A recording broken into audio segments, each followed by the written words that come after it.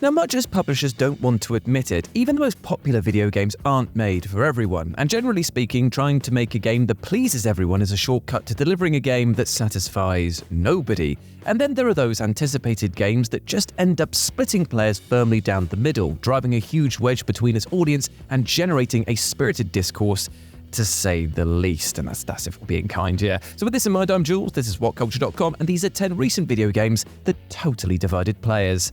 Number 10. Final Fantasy XVI. Now, Final Fantasy XVI just might be the most polarizing entry into the legendary RPG franchise. Well, as long as you're ignoring 13, 13-2, 13 Lightning Returns. God, I hate those games. But still, Final Fantasy XVI has been lauded as a wild shake-up of the series, with its more self-serious Game of Thrones-inspired narrative and undeniably controversial decision to ditch the franchise's traditional turn-based combat. And it's something that just about everyone will agree on. The musical score here is absolutely gorgeous, even if you don't like anything else about this game. And certainly there are haters. For many who loved the series' traditional formula, this was just too far a departure, deeming the combat casualized to the point of tedium, with an overly serious story and characters and a dull, earthy color palette, while the much-hyped icon battles often felt like empty on-rails spectacle and little else. Square Enix themselves have admitted that they wanted Final Fantasy XVI to open up the series to a wider audience, and whether they succeeded or not, and more importantly, whether that's a good thing, has firmly split the existing fanbase down the middle. Number 9. Dead Island 2. Given that Dead Island 2 spent almost a decade in protracted, hellish development, where it burned through 3 different dev teams, even the series' biggest fans would have been foolish to expect greatness from it. And yet, there was a profound sentiment of surprise when the game finally hit stores last year, and that it was pretty bloody good. Though it hardly reinvented the wheel, there was something to be said for the game's shiny, ultra-gory, no-nonsense zombie-slaying action, and contained a refreshingly modest semi-open world as well. But it's also fair to say that expectations were so bleak pre-release that basic competence brought the end result a lot of goodwill, even if to some players this is an aggressively simplistic experience that struggles to maintain interest across its roughly 15-hour story. In the very least, most will agree that it's far from the disaster that seemed to be on the cards a few years back. Number 8. The Crew Motorfest.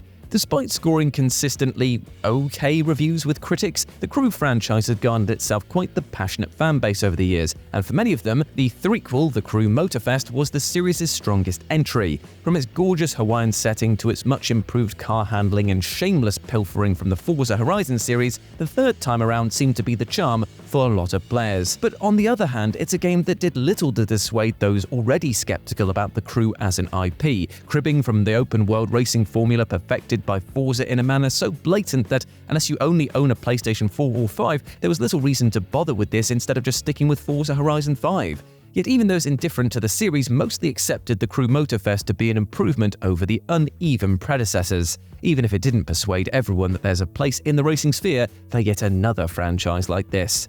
Number 7. Alone in the Dark. There probably weren't many folk genuinely expecting great things from the new Alone in the Dark reimagining, but with Hollywood stars Jodie Comer and David Harbour involved, there presumably had to be something interesting, right? And that really depends on who you ask. Despite scoring wildly mixed reviews from critics, this game has some extremely passionate defenders who see it as a loving homage to the series' sunnier past, right down to its emphasis on puzzle-driven gameplay, making this arguably the second best entry in the entire franchise. But let's be clear, given the utter tawdry state of Alone in the Dark as a series, that bar, well, it's so low it's in hell. And for even some long-time fans, the new entry didn't quite cut it, with the janky gameplay, namely the wretched combat, too often undercutting the spirited attempts to muster a thick atmosphere. Given that it flopped commercially, it likely won't see a sequel regardless of what you thought of it.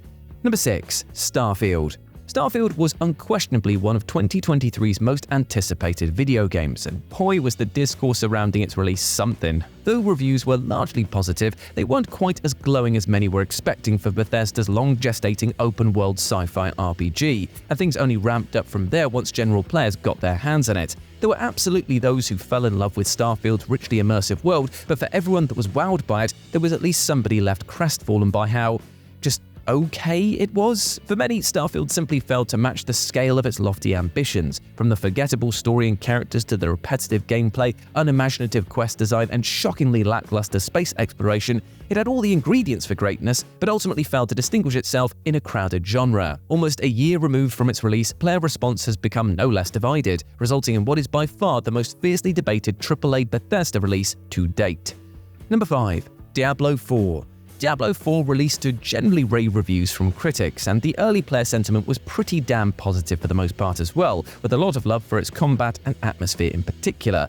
But all of that changed in the weeks and especially the months following its release, as players reached the endgame content which many of them found disappointingly piecemeal. Couple this with controversial changes made to gameplay systems by Blizzard post-release, and the tide of public opinion quickly turned against it. Basically, many players remain skeptical that Blizzard are ever going to deliver on this game's live service promises, and given what's been offered up over its first year on the market, it's certainly a valid stance. But to the same token, if you just want to get in, experience the main story, get out and move on to another game, Diablo 4's core experience, it still has a lot of fun to behold.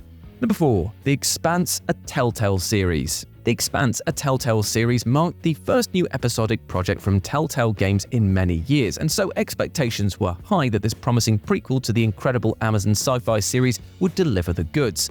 On the one hand, there's been a lot of appreciation for Telltale's love letter to The Expanse, from all the visual detail of its world to its fleshing out of Drummer's backstory, and of course, the outstanding central performance from Kara G in the lead role. But on the other hand, gameplay-wise, this has been embraced less warmly, given the reliance on dull mission objectives and puddle-deep puzzles, all while the entire 5-episode series can be beaten in under 4 hours. For everyone who found it to be a welcoming addition to the Expanse canon, there was someone left totally unimpressed by what was basically just another Telltale game packed with gameplay so unambitious as to incite genuine boredom.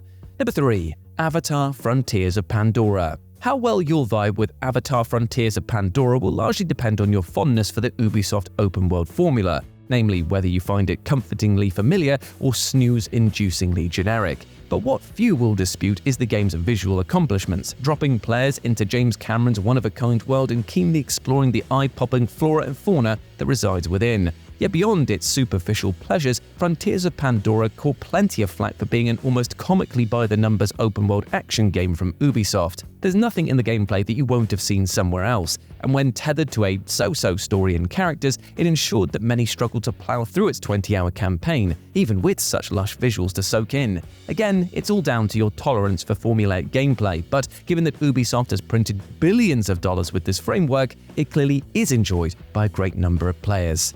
Number 2. Senua's Saga: Hellblade 2. Though Hellblade 2 was broadly well received by critics, the player response has been decidedly more polarized. While many embraced it as a gorgeously cinematic and refreshingly short action-adventure sequel, there were just as many left utterly underwhelmed by it. For everyone bowled over by its cutting-edge visuals, enigmatic story, and Melina Jurgen's sublime performance as Senua, there were those unmoved by gameplay perceived as lackluster, especially the dumbed-down puzzle segments and repetitive combat engagements. After roughly 5 years of development, many fans of the original Hellblade were expecting much more than a visually stunning but fundamentally shallow 5-hour experience.